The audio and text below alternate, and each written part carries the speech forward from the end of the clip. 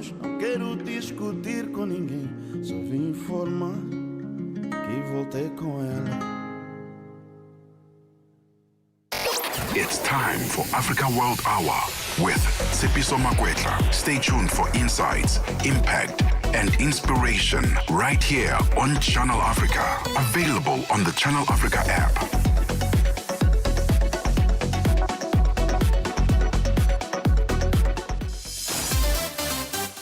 Tsepiso Makwetla winds it down on Africa World Hour, 9 to 10 p.m. 9 p.m. it is Central African time. A very good evening to you. Warm welcome. This is Africa World Hour, the African perspective here on Channel Africa. It's your perspective. We bring you several perspectives from several voices as we bring you the faces of the stories that we cover across the continent and beyond. And that's yours as well. It's included.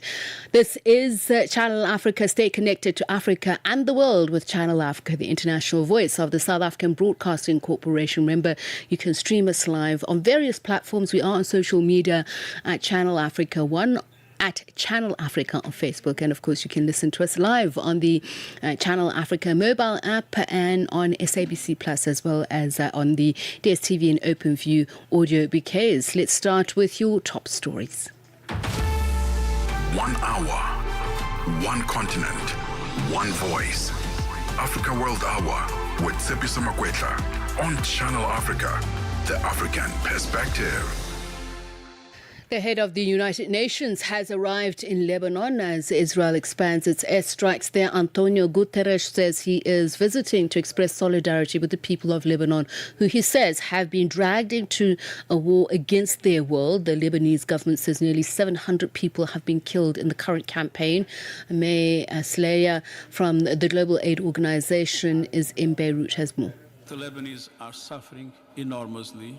I know that Muslim Lebanese are living Ramadan, Christian Lebanese are living Lent, and these should be moments of peace, these should be moments of solidarity. Staying in the Middle East, the US says it's hit around 6,000 targets in Iran since the conflict began. Washington says these include dozens of ships, weapons factories and air defense systems. Meanwhile, Israel has also announced that it's carrying out a new wide wave of airstrikes on the Iranian capital, Tehran.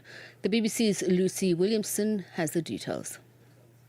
He talked about the enormous achievements that were changing the balance of power in the Middle East and beyond.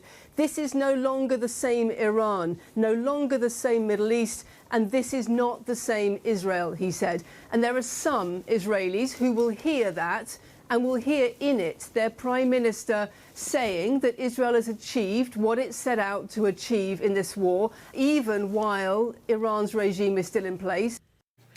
In South Africa, the country's Home Affairs Deputy Minister Njabulo Nzuzo says a project is already in place to deal with stateless South African children. Nzuzo was responding to reports that more than 10,000 children were without birth certificates or official identification documents.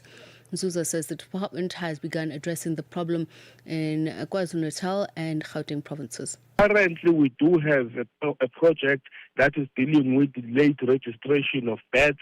Very soon, I think in KwaZulu-Natal, there is about 4,000 of those, plus or minus 4,000 of those. In Gauteng, we're looking at about 6,000 somewhere there. So we are dealing with the matter to make sure that we register those children. Zambia's Foreign Affairs Minister Mulambo Haimbe has warned that ongoing conflicts across the globe are having far-reaching economic consequences, disrupting supply chains and affecting livelihoods even in southern Africa. Haimbe says Lusaka believes armed conflict is not a solution to disputes, noting that wars in regions such as the Middle East and the Sudan are already impacting global energy markets. For us, the mantra as pushed forward by President Hakainde Hichilema has always been that conflict anywhere is conflict everywhere, and it's disruptive. So from that perspective alone, regardless of where we're talking about the conflict being, right now the raging conflict is in the Middle East and is causing disruption to all of us across the globe. issues relating to, for example, the petroleum sector and supply chains that have been disrupted, will have a telling impact and are already having a telling impact on our economies as far down here as we are in the Southern Africa region. So Sudan, talk about Gaza, talk about any conflict on the globe. And finally, the World Health Organization says Burundi is facing a growing humanitarian crisis as thousands of people flee violence in the Eastern Democratic Republic of Congo. More than 100,000 refugees, mostly women and children, have crossed into Burundi since late 2025, putting immense pressure on health services and infrastructure. Emergencies Director at the WHO Regional Office for Africa, Dr. Marie-Roselyne Belizer, explains the urgent health response on the ground.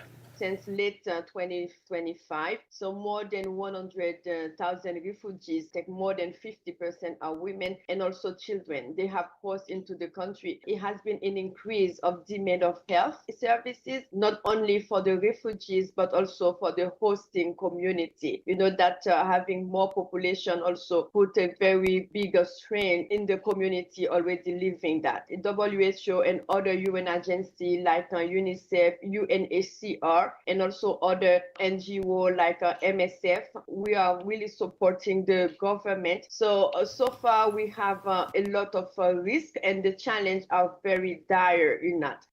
1 hour, one continent, one voice.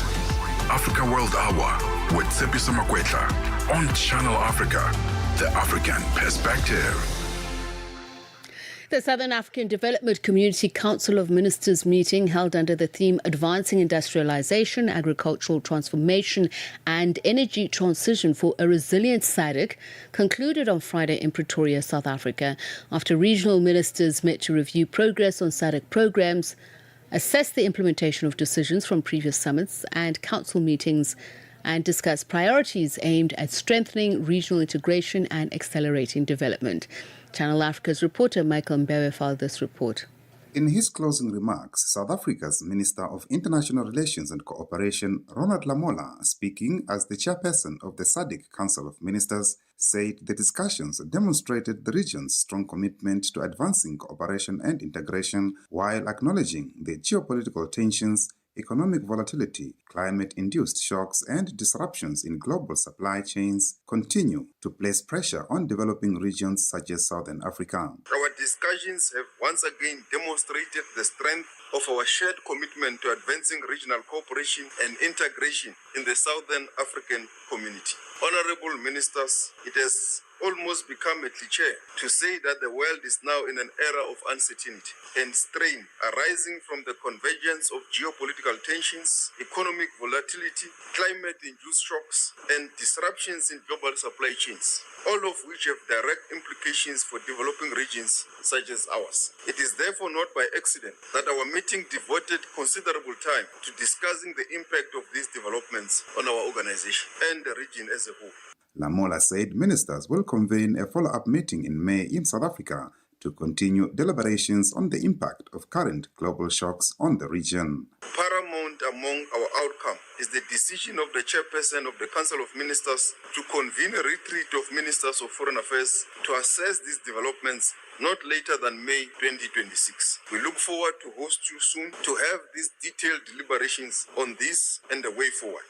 This is an important task that we must undertake with agency, clarity and strategic focus. In addition, Lamola said ministers reviewed SADC's financial position, progress on the resource mobilization framework and efforts to operationalize the Regional Development Fund to support regional programs. Over the course of our deliberations, Council has considered a number of strategic matters that are central to the continued strengthening of our organization and the advancement of regional integration. Among these were the status of the finances of the organization, progress in the implementation of the resource mobilization framework. As Mpedi Makhosi said the bloc is working to facilitate rather than fully liberalize the movement of people across member states while maintaining necessary checks. Again, our own protocol that we have adopted as SADC, we are saying that we want to facilitate movement of persons. We are facilitating is not so much the free movement, we are facilitating movement of persons because we still need to track where the persons are and what they are doing as they come in and out of respective member states. So that is the process that we are doing. The initiative also involves establishing 17 one-stop border posts among SADC member states, with 6 already operational and 9 still pending. Mahosi explains. And I forgot another thing, that SADC is actually endorsed for these goods and services, and I think it includes people as well. This philosophy of one-stop border posts, SADC has approved 17 of. As we speak, currently 6 of them are functioning, including the Bay Bridge between South Africa and Zimbabwe. We've got one between Zambia and Botswana, the Kazumbula one that was just recently adopted. So we've got 6. There are 9 more that we need to work on, and 3 of them were quite advanced towards actually construction of such. They make it seamless for goods and services, for tracking and everything else to move seamlessly. The chairperson of the SADC Standing Committee of Senior Officials and Deputy Director of South Africa's Department of International Relations and Cooperation, Ambassador Tebogo Siokolo, highlighted the importance of the meeting. This meeting was particularly important because we were also receiving an independent mid-term evaluation report of how we are doing in implementing the targets that are there and the indicators, but also what we need to do to ensure that the targets which were set for 2030 are realized. There is an acknowledgement that we are doing well in some areas, but we are lagging behind in most critical areas, and here is in the area of industrialization. We do have a SADC regional industrialization strategy. There will be a meeting shortly of experts to look at why is it that we are lacking, because the frameworks are there. Siokolo added that the meeting also examined ways to strengthen agriculture following findings of acute hunger in the region, where about 58 million people are facing food security challenges. Secondly, we also look at how we're performing in the area of agriculture. There was an agenda item on food security and nutrition, and it was noted that more than 58 million people in our region are still suffering from acute food insecurity. That is an indictment. This despite the fact that the region is endowed with arable land, and so there's a lot of work that we need to do there to ensure that we optimize the potential that is there in our region. Michael Mbewe, Channel Africa News, Johannesburg. Across Africa, communities rise with the promise of clean water and clean sanitation. The African Union's 2026 theme calls us to action. It's about mobilizing real commitments, securing climate-resilient water and sanitation projects, and ensuring that water becomes a driver of sustainable development and prosperity across the continent. A landmark moment, not only for Africa, but for the global movement for access to safe water for all. Assuring sustainable water availability for every home, every village, every nation. This is the Africa we want. Channel Africa, the African perspective. The pulse of the continent in 60 minutes. Stay informed and inspired with Africa World Hour on Channel Africa. 13 minutes past 9, we continue with Africa World Hour. Welcome to it. I am Tsepiso Makwetla. Thank you so much for joining us. So we look at these developments now. Namibia, Fiji, the United States and Hungary.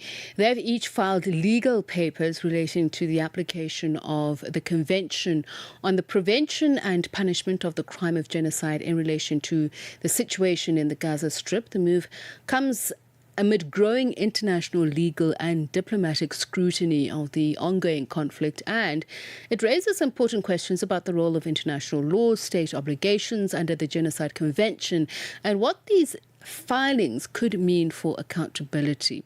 To look at the significance of these developments, we're joined now by Namibian policy researcher Susie Shafani. Susie, a very good evening to you, and thank you so much for speaking to us. Susie, are you with us? All right, let's see if we can get Susie back on the line. So basically what we are looking at, as we mentioned, it's the application by Namibia, Fiji, the United States and Hungary, who filed legal papers relating to the application of the Convention on the Prevention and Punishment of the Crime of Genocide. And this relates to South Africa's action, remember, with regards to Israel accusing it of genocide. So really we want to understand is the context of this. So this means several countries have filed this from a legal standpoint. What does this intervention actually mean for the proceedings going ahead at the ICJ? 15 minutes past 9, we'll come back to Susie Shafeni and unpack this issue. The pulse of the continent in 60 minutes. Stay informed and inspired with Africa World Hour on Channel Africa. South Africa continues to record some of the highest rates of fetal alcohol spectrum disorder in the world, a condition caused by alcohol exposure during pregnancy that can lead to lifelong physical and developmental challenges for children. Experts say while the condition is entirely preventable, social pressures, poverty and gaps in the healthcare system continue to make prevention difficult. Our reporter, Lebogang Mabange, has more on this.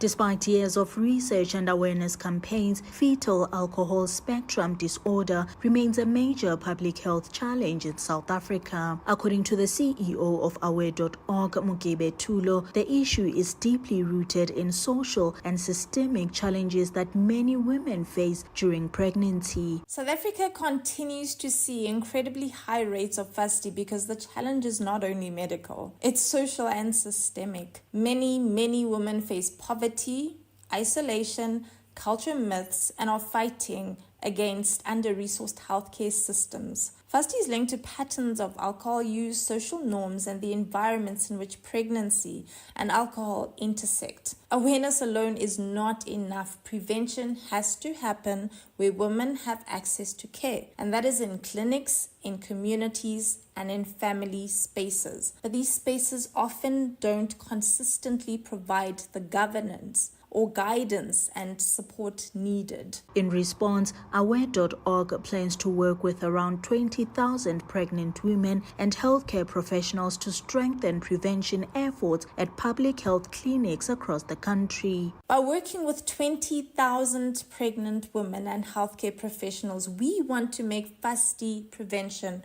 practical and routine. This means for us having clear, non-judgmental conversations about alcohol use as part of antenatal care. It does happen, but certainly not enough. Clinics will see more consistent screening, better support for women and families as a result of this, and a culture where women feel informed and empowered will begin to develop.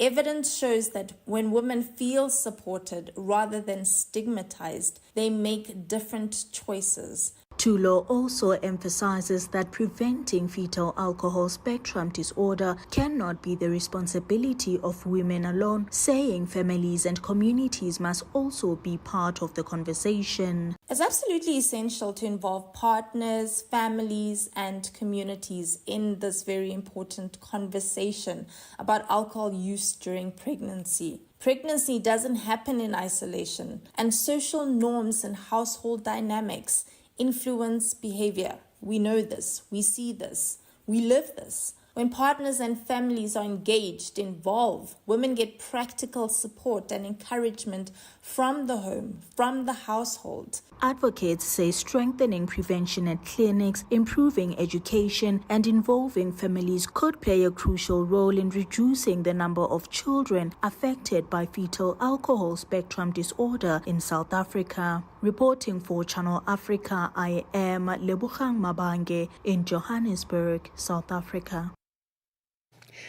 And we go back to that story about Namibia, Fiji, the United States and Hungary filing legal papers relating to the application of the Convention on the Prevention and Punishment of the Crime of Genocide in relation to the situation in the Gaza Strip. The move comes amid growing international legal and diplomatic scrutiny on the ongoing conflict and raises questions about the role of international law, state obligations under the Genocide Convention, and what these filings could mean for accountability.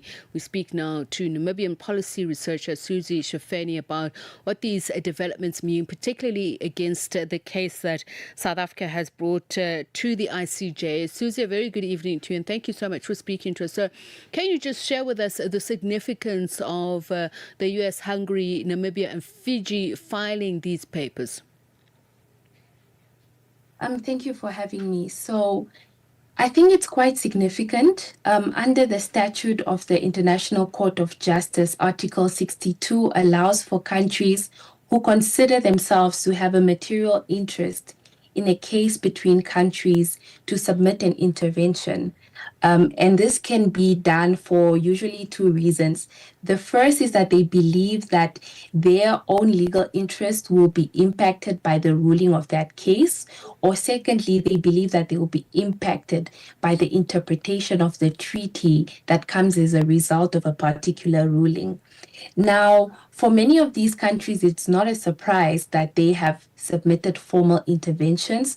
For example, Namibia has been quite vocal on the case ever since the case first appeared in court in 2023. And the United States has also been quite a fervent supporter of Israel at the ICJ. So what these interventions mean is just mostly a solidification of diplomatic positions that have been held in the past. And maybe a little bit on the interventions themselves. So what came out today were four main interventions. The first being by Namibia, who reiterated the duty of all states to prevent genocide. And in their intervention, they also put an emphasis on the fact that the Convention on the Prevention and Punishment of Genocide interpreted in a way that protects vulnerable people. On the other hand, the United States has come out again to say that this does not quantify as a genocide, and that actually civilian casualties that occur during armed conflict is kind of the modus operandi of war, and that they do not constitute as sufficient evidence for genocide. And then we have Fiji, who comes in and says that, reminding us of the articles of the convention to say that it is states' duties to prevent genocide. And then we have Hungary that reiterates, and this is something that we're seeing out of a lot of the European states, where they're reiterating the right of states to defend themselves.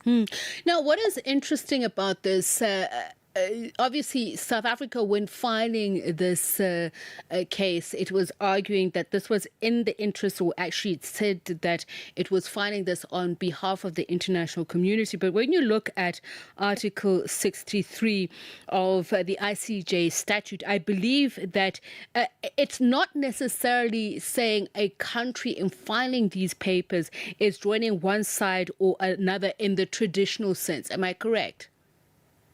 Yes. So what Article 62 does is that it allows states who believe that they have an interest to file an intervention. But what 63 does, it says that states also have then the right to kind of resist interventions if they see that they are not materially fit.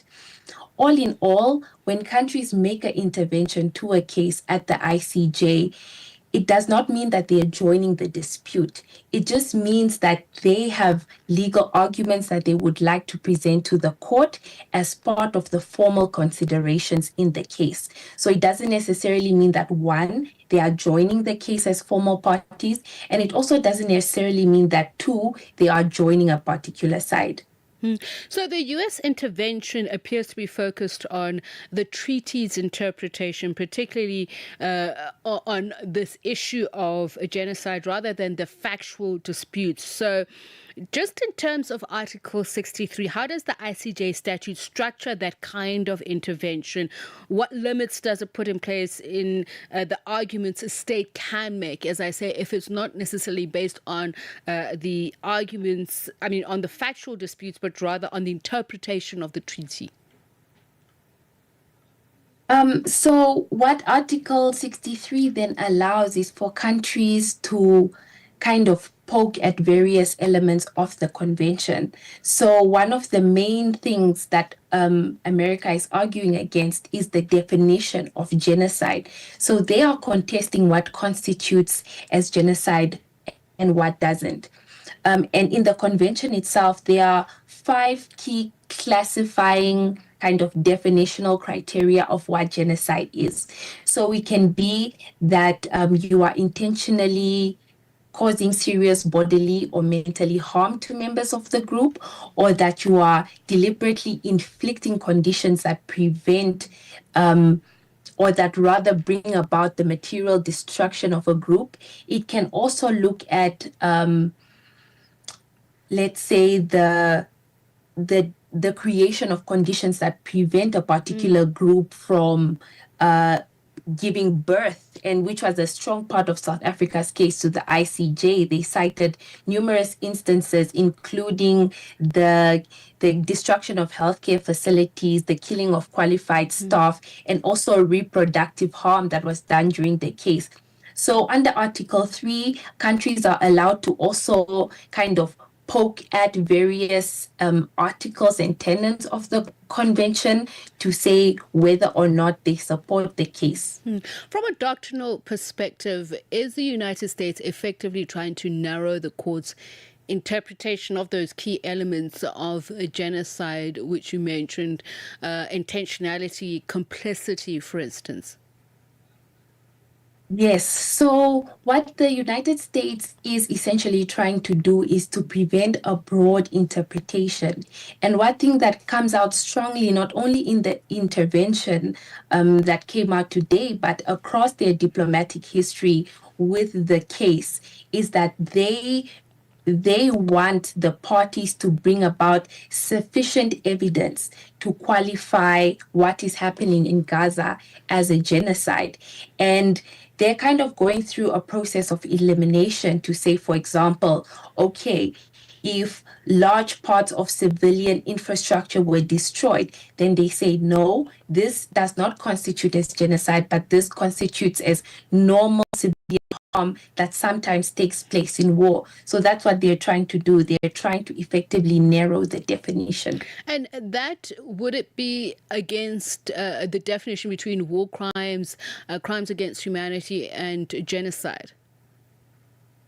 Well, essentially, that's what the case is currently trying to find out, right? It's trying to find out whether what is happening right now in Gaza can constitute as genocide. And there are a lot of definitional and nomenclature challenges that come with that. And so one cannot say on a legal basis that it is against what is constituted as genocide in the convention, because that's what the case is trying to determine right now. Now, I understand that Article 2 of the Genocide Convention defines genocidal acts versus Article 3, which addresses punishable acts like incitement and complicity. To the layman, what are we seeing here in these suits and filings by the various countries? Is international law basically being put on a blast to say there is accountability of the multilateral system, but obviously of individual countries in these situations? Absolutely, that's what's being put on blast. And I think it's important also to look at it in the context of what's been happening, let's say, in the last 2 or 3 decades. International law has really been put to the test because we've been seeing numerous instances across the world where state parties are not acting in accordance to what we typically refer to or consider as international law. Now, an easy example of that is when Namibia was becoming independent. Some scholars came up with a framework which was called the Third World Perspectives of International Law. And what these scholars were basically trying to say is that, do these international laws and these tenets of these laws apply equally across the board? One. And two, if they do apply equally across the board, were they made in mind with countries that are either historically disadvantaged or countries that are currently disadvantaged?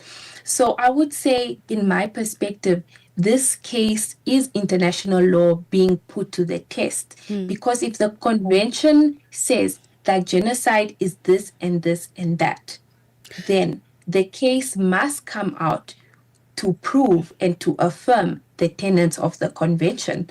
Otherwise, we find ourselves in a situation where we need to consider whether or not we should restructure international law and whether or not international law should be changed to reflect the times. Just a quick one. Then what is the role that countries like Namibia play in what is known as dolo specialis, just in terms of the legal debate on the threshold of specific intent? Because, as you say, they're coming into this to poke holes into the understanding. So intervening states, do they play a very important role in shaping the court's understanding of what constitutes sufficient evidence of genocidal intent? I think the first thing that I must say is that it is very difficult to say what the result and what influence these interventions will have on the wider case, because there's still a long journey to take now that the interventions have been made. We will await for another round of written arguments, and then it is likely that we will hear the hearings on the merit before judicial deliberations. But with that aside, I think that countries like Namibia, and maybe I'll focus on Namibia because I'm a Namibian myself, the role that Namibians have to play is in a large part very normative and symbolic.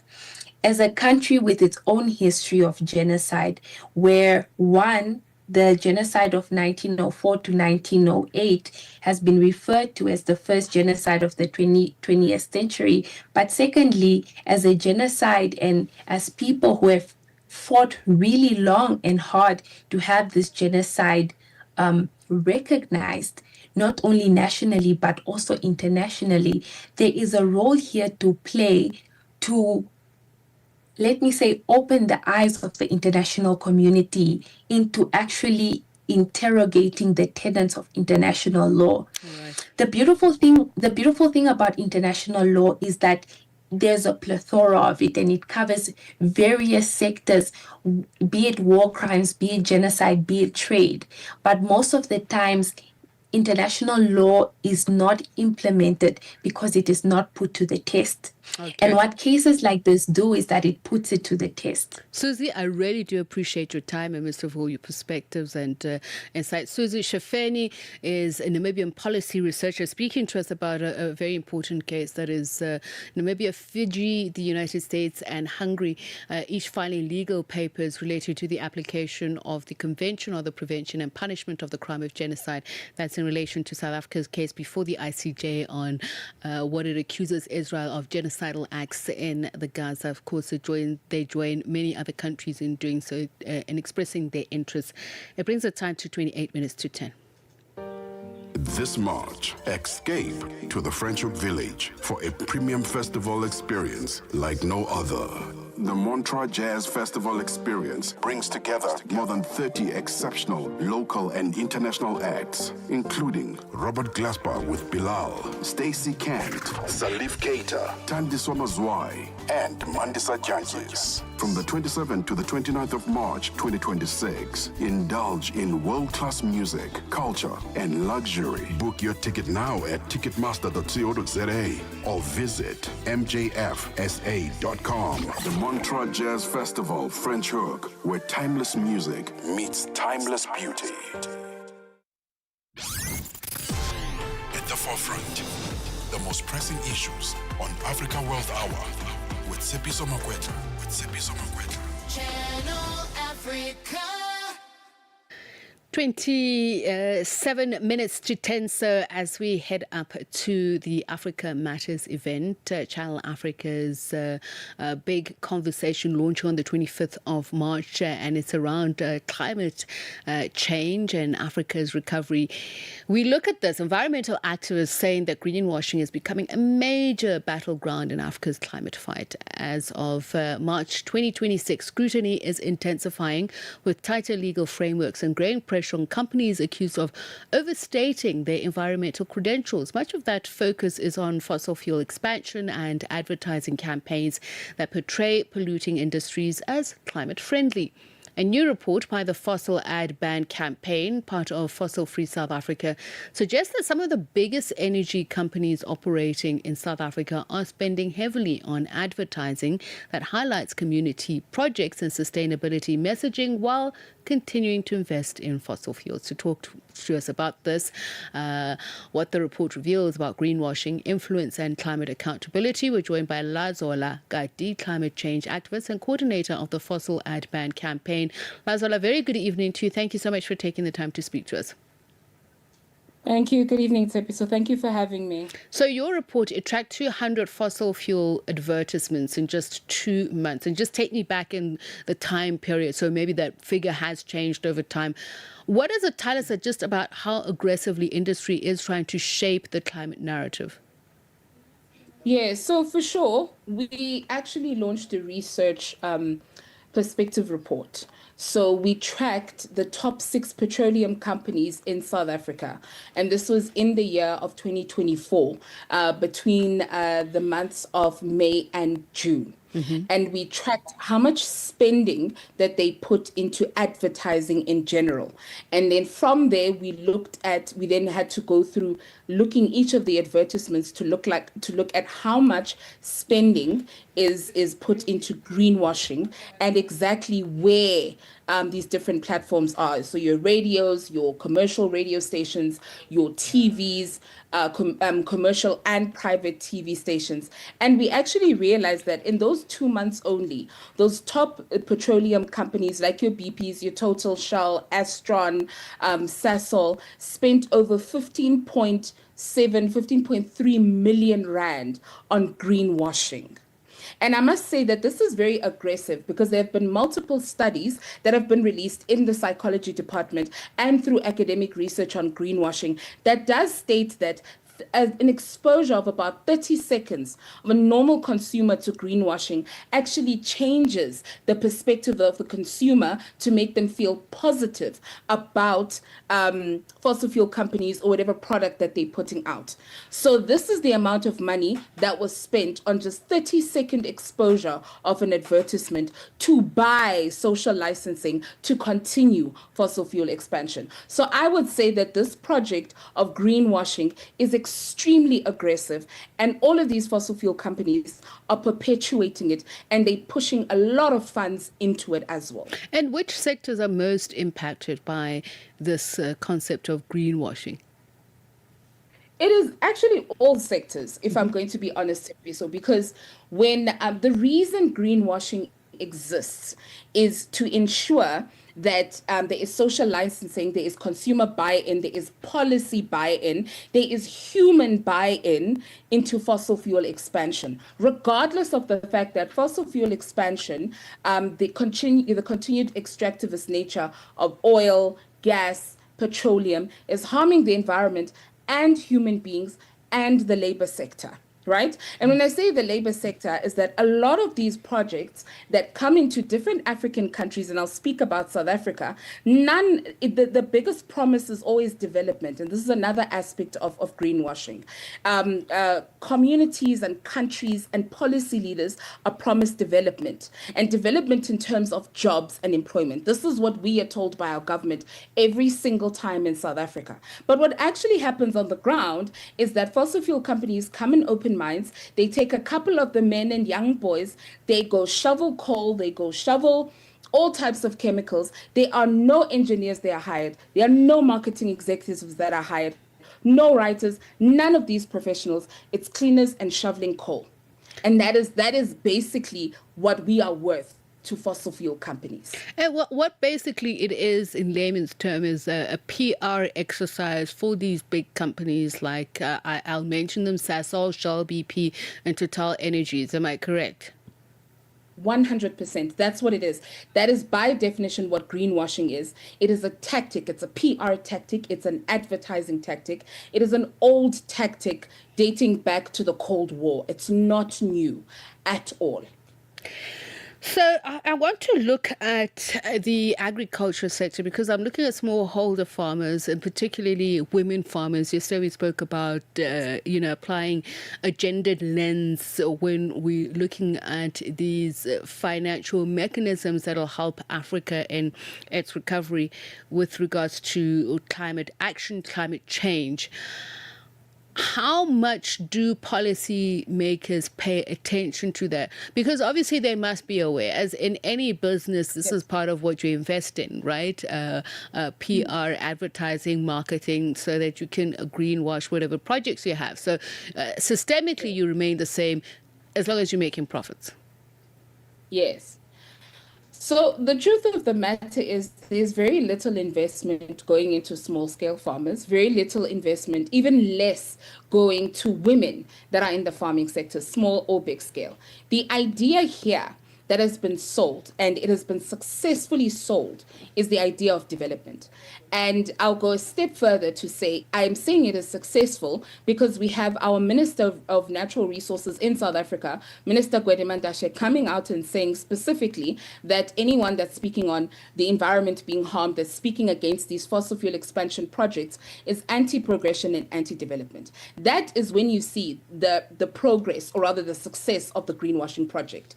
And the focus is consistently on fossil fuel expansions. The majority of even public funds are invested into fossil fuel expansion projects. That is South Africa. The majority of investments that we have that bring in interest into the country is consistently fossil fuel expansions. Currently, we're sitting in a situation where over 90% of the coastal areas where women and communities depend on the biodiversity for subsistence farming and also for economic development is leased out for fossil fuel expansion. And this is including your farms as well. And it is the same situation. I want us to end with a clanger, so to speak, a mic drop. Let's end then with the concept of green grabbing. Yes, 100%. It is the new scramble for Africa. It is green grabbing. So tell us a little bit more about that. Educate our audience. Yes. So what we have seen happen as the Fossil Ad Ban campaign, we went into different communities and we started speaking to communities because there is the greenwashing project that's happening in terms of PR and advertisements, but we need to look at the impact on the ground, right? So we started noticing that, for one, there is less access for your small-scale farmers and even your small-scale fishing communities. There's less and less land that is offered to these people because of fossil fuel expansion. So when I talk about the coastal area, there's a good example where you find in a community, and this is in Saldanha Bay. At first, it's over 50 boats that are allowed to fish in a specific area. This is a representative of the community.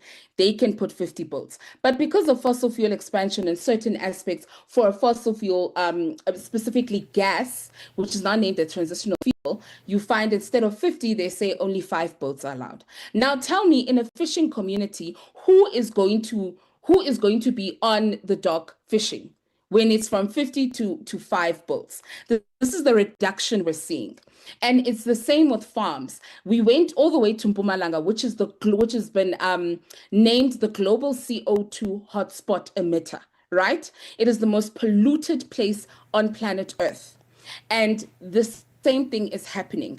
We have women that are losing land, access to land. There's lack of retention in terms of land for women, for farmers, for communities. We have a community called Ekwazuka there that was moved from a place where they were actually living to a different place, and the mine then took over and started mining in the area. Right. And what is interesting, Tsepiso, we have on our website is that now that community is living on barren land. Nothing grows there. the cattle is dying, the grass is dying, the community is then what? Suffering. And due to mining activities, the houses are also now in a difficult state. Lazola, I appreciate how passionate you are about this, and certainly we are going to speak to you again. And I thank you for the education and, expanding on some of these concepts that maybe we understand at an elementary level, and just delving deeper into the facts on the ground, the studies that you've done. Lazola Kati is a climate action activist. And remember to join Channel Africa on the 25th of March, 2026, at the Donald Gordon Auditorium of its business school, where I'll be part of facilitating a high-level finance and funding discussion at the Africa Matters. It's hosted by Channel Africa. It's under the theme Climate Change, Financing Africa's Recovery. 1 hour, one continent, one voice. Africa World Hour with Tsepiso Makwetla on Channel Africa, the African perspective.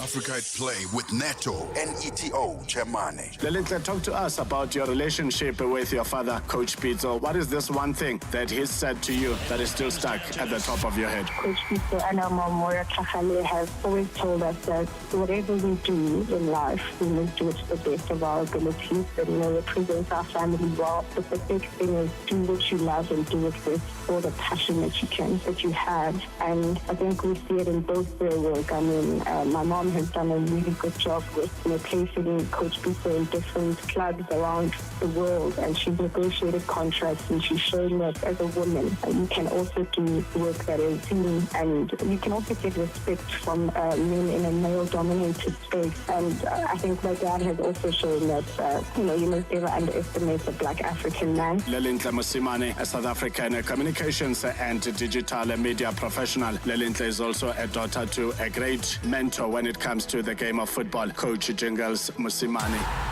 Live every Saturday and Sunday from 2 to 5 p.m. The pulse of the continent in 60 minutes. Stay informed and inspired with Africa World Hour on Channel Africa. Eswatini has received 4 more third-country deportees from the United States. The group, which includes 2 Somalis, a Tanzanian and a Sudanese, reportedly arrived this week and are being housed at the Kingdom's Mustafa Maximum Security Correctional Center. Let's speak now to Mzwandile B. Masugu, a human rights lawyer and director of the Eswatini Litigation Center. He has actively opposed a secret deal between Eswatini and Washington. A very good evening to you, Mr. Masugu. Thank you so much for speaking to us. Once again, we're discussing the fact that you and other civil society groups and some members, I believe, within the government are against this, but yet the deal continues. Good evening to you and your viewers. Yes, I confirm that myself and a group of lawyers, in conjunction with 2 organizations, are challenging this secret deal. We are currently in the process of we have filed an appeal, having been dismissed on technical grounds by the High Court when we challenged this secret agreement. And has the government at any point released the terms or even the updated terms of the deal for these additional individuals? No, the government refuses to come out publicly about the conditions and the terms and agreement of this agreement. It remains secret. In fact, we've had members of parliament even questioning this agreement to the extent that even the money, which initially our prime minister had indicated there was no financial benefit, the money that has since been admitted is misplaced in the sense that it is not normally received and it is not accounted for in any way. And it has raised some serious concern when you think about accountability in this transaction. So what steps are available for you to challenge? I know you're questioning the constitutionality of this program, but given the government's secrecy, but their unwillingness to be transparent about even further steps in legalizing this agreement, what do you think could be available to you? Look, at the moment we are going the court route. We are challenging this in our Supreme Court because our Supreme Court dismisses us on the basis that we do not have direct and substantial interest, meaning we are not directly affected by the fact that we have these deportees in the country. When in fact we believe we are, as Swazis, the Constitution empowers us to do exactly that. And because we have old jurisprudence in the country, and of course influenced by the country dynamics, we have taken this to the Supreme Court so that that jurisprudence may be changed and we may correct the things that we are complaining about. So, has there been any light shed on what happens to these individuals once they arrive in the country? There is total secrecy. They are kept incommunicado. They even at the correctional services centers themselves, you have a select group of correctional officers who have access to them, who service them as it were.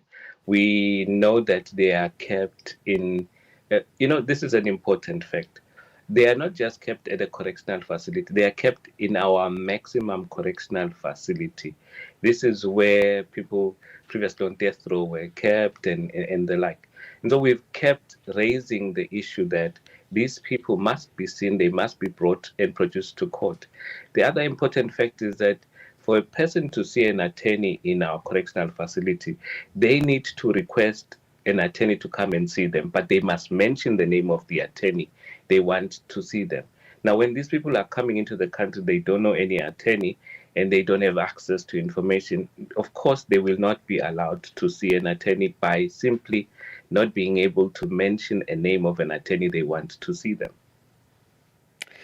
Mzandile Masuku, thank you so much for speaking to us. Mzandile B. Masuku is a Human Rights Law and Director of the Eswatini Litigation Center, and they are questioning once again another batch of third-party deportees from the United States arriving in Eswatini.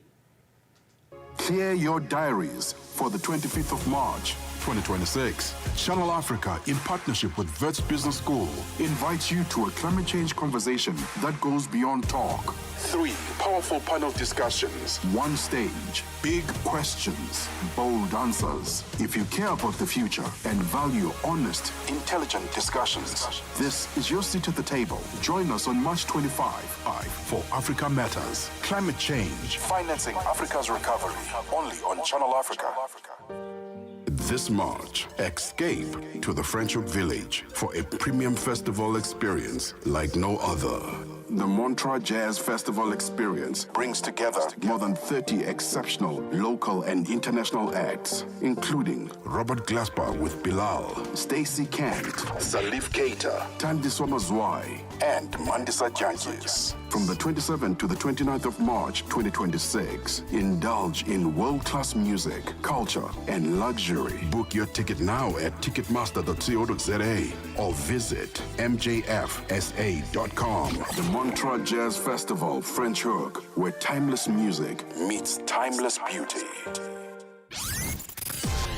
At the forefront, the most pressing issues on Africa World Hour with Tsepiso Makwetla. Channel Africa. And wrapping up with our 2140 feature on a Friday, we continue looking at South Africa's Western Cape province as it prepares to host one of the most iconic music festivals in the world. Attendees at the Montreux Jazz Festival are being urged to prepare for the coming together of legendary artists and music lovers from across the globe. This year, South African DJ, journalist, and vinyl collector Charles Leonard is part of that story, that collection of legends. 26 years behind the decks and a vinyl collection built over 5 decades. Leonard has become known for his eclectic sets that move effortlessly from jazz to soul to reggae, funk, and township music. Leonard, a very good evening to you, and thank you so much for speaking to us. As I was just thinking, what an eclectic combination of professions and interests to form as a legacy. So how did you come about this? Tsepiso, good evening, and nice to talk to you again after all these years. Well, I've been a collector, as you said, there for a very long time. And I don't know, maybe I can't make up my mind about what to focus on one, so that's why I just have it all, you know. I love a variety of music. I love South African music, especially South African jazz. I love black music from around the world. So yes, I suppose it's a good way to stay young by keeping your mind and especially your ears open.